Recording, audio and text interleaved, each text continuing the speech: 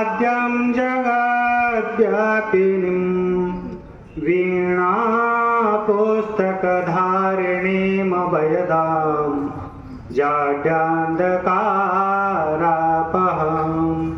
हस्ते स्फाटिकमालिकां विदधतीं पद्मासने संस्थितां वन्दे तां परमेश्वरीं भगवतीं बुद्धिप्रदां शारदां बुद्धिप्रदां शारदां।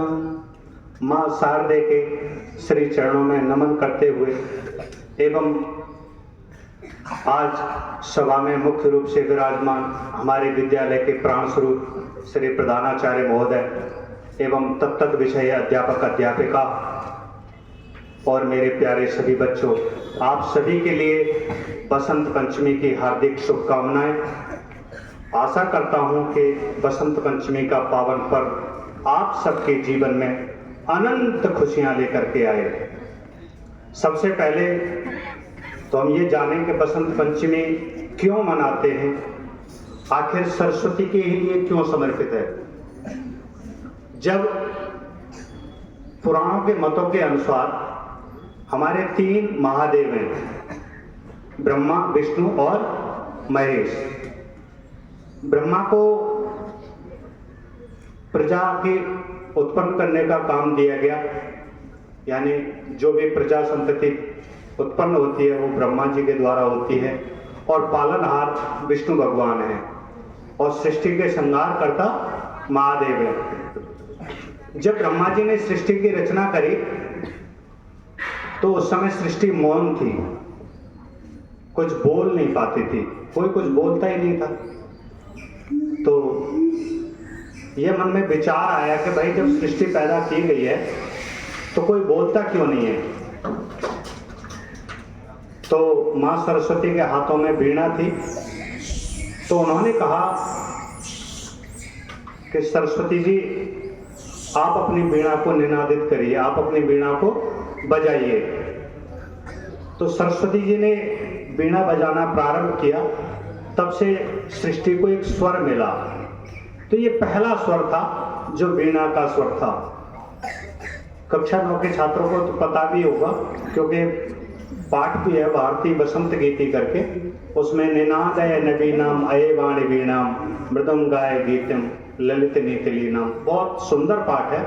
और उस पाठ में ये चीज बताई गई है कि वीणा की देवी सरस्वती ने जब वीणा को निनादित किया, बजाया, तब संसार को एक स्वर मिला, इसीलिए इन्हें एक वाग देवता का नाम भी मिला। वाक मतलब वाणी, देवता मतलब देवता। जो वाणी की देवता है वो मां सरस्वती हैं। मां सरस्वती के प्रसन्न रहने पर हम सभी को सद्बुद्धि, कल्याण, यह सब प्राप्त होता है। विद्यार्थी जीवन में अगर कोई इष्ट देव है तो वो मां सरस्वती हैं। शिक्षक, गुरुजन, माता पिता, इन सभी का स्थान भी यथा योग्य है, लेकिन मां सरस्वती का स्थान इन सब में सर्वोपरि है। आज जैसा कि एक खुशी का दिन भी है कि हम सभी बसंत पंचमी मना रहे हैं। बसंत पंचमी ऋतुराज कहा जाता है, बसंत को ऋतुओं का राजा कहा जाता है। जिस तरह से व्यक्ति के जीवन में जवानी सबसे महत्वपूर्ण होती है और सबसे उमंग भरी हुई होती है, उसी तरह से इस प्राकृतिक वातावरण में बसंत का बहुत बड़ा महत्व है। बसंत भी इसीलिए प्राकृतिक वातावरण से भरा पूरा है, इसीलिए बहुत महत्वपूर्ण है। इसीलिए हम बसंत पंचमी का त्योहार मनाते हैं। भारत देश में अनेक तरह की विविधताएं हैं, अनेक संस्कृतियां हैं। सभी जाति, धर्म, संप्रदाय इनसे ऊपर उठकर केवल एकता के सूत्र का संदेश देते हुए मां सरस्वती का वंदन करते हैं, उन्हें प्रणाम करते हैं। सभी स्थानों पर इनकी पूजा की जाती है। और भी कई तथ्य हैं जो बसंत पंचमी के मनाने के हैं। जैसे मध्य प्रदेश से जुड़ा हुआ तथ्य है कि दंडकारण्य बनने से उसकी कहानी मिलती है। अगर इतनी सारी कहानी बताई जाए तो बहुत लंबा विस्तार हो जाएगा, तो मैं आपको केवल कुछ सार की बातें बताता हूं जो बसंत के बारे में हैं। बसंत पंचमी ऋतुराज है, और एक सबसे अच्छी बात और आप ये जान लीजिए कि हम कैसे माने कि ये ऋतुराज है, कैसे माने कि सबसे अच्छी ऋतु है।